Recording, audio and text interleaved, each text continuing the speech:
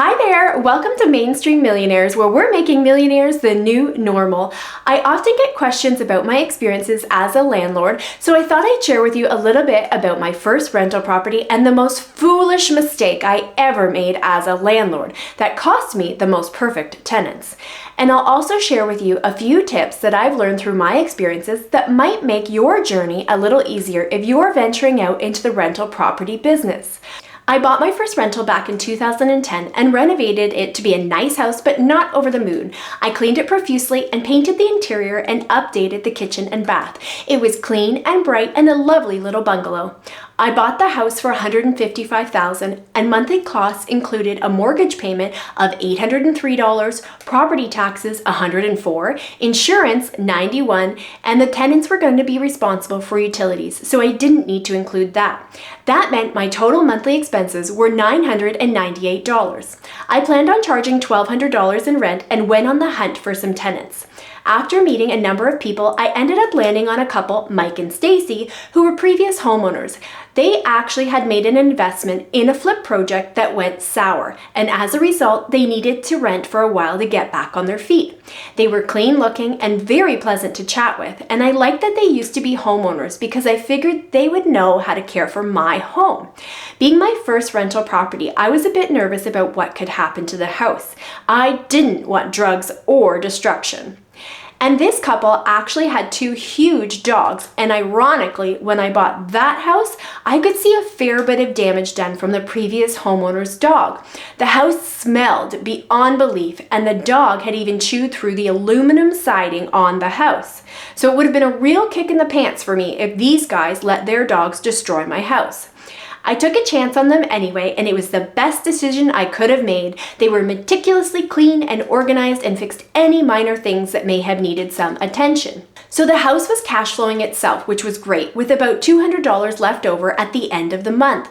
But really, the margins were very small. And then the catch came. Mike and Stacy asked to meet with me regarding a lease renewal. They said that Mike had to travel an hour for work every day, and they asked for $100 off the rent every month to help cover his gas.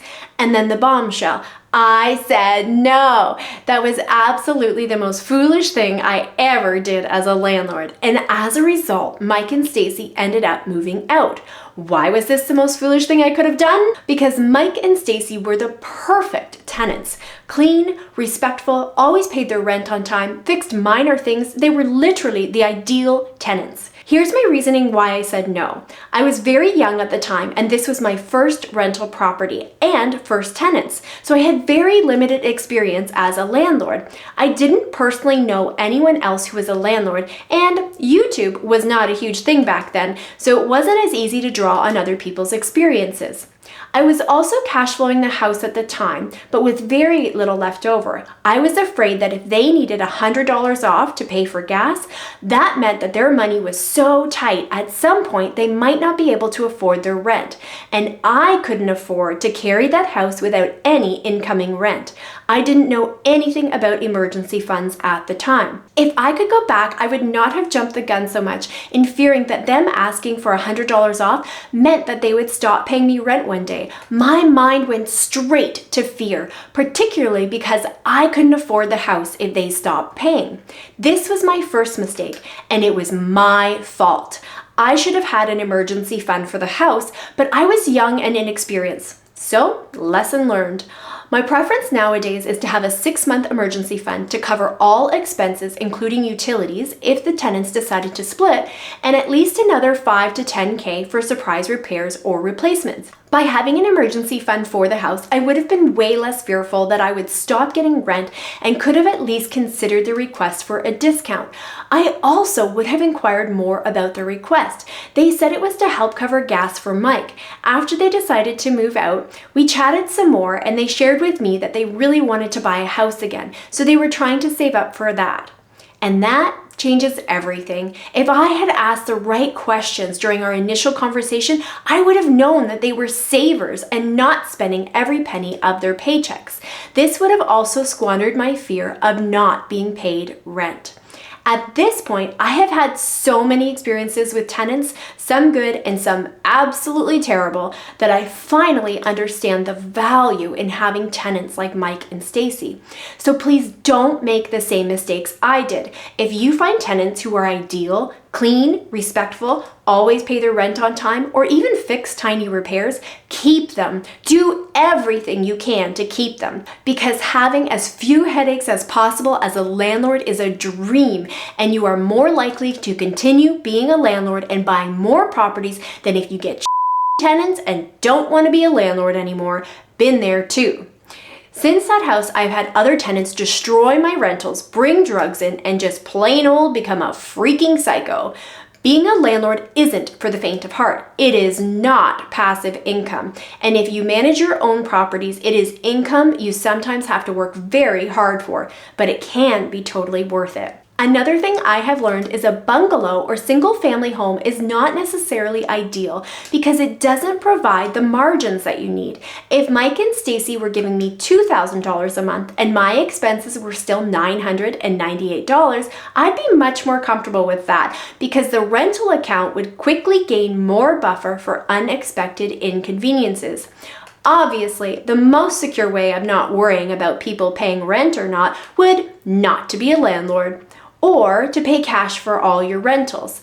But since I don't have hundreds of millions of dollars, I do leverage my rentals with mortgages. And since I do leverage my rental properties, I prefer to have a 6-month emergency fund for the house, plus an additional $5,000 to $10,000 for repairs before I buy the house. I also always put down 20% to avoid hefty private mortgage insurance. I also prefer to have rental income from various sources, like having a student rental or doing a duplex. Hopefully my next buy will be a triplex, but I haven't got there yet. I have found that with student rentals or a duplex, you're less likely to lose all of your rent in the event of a tenant moving out abruptly or just stopping to pay rent. This also gives you more margin, much more margin, which is a good thing for any investment property. In fact, I don't believe a single family home to be as good of a return on investment as a multiple tenant situation, and will probably not ever buy another single family home for rental purposes. By doing things this way, I can bring in rental income that is at least twice the carrying costs. It also creates more buffer in my rental accounts, which allows me to save for my next property. I also like to keep the funds from each rental property, income and expenses, separate from other rental properties. So I keep them in different accounts. I need to know what my margins are and where I'm doing well and what I need to improve in. I also prefer to buy a rental property no more than an hour away from my house. It can be a nightmare when you have a rental property that is far away and requires frequent back and forth travel when the unexpected issues arise, and they do arise. Anyway, I hope you found this helpful in understanding a little bit more about rental properties and better ways to succeed and avoid disaster. If there is anyone you feel would benefit from or enjoy this video, please share it with them. In the meantime, like and subscribe for more $1 million moments. Imagine the day when your money makes more than you do.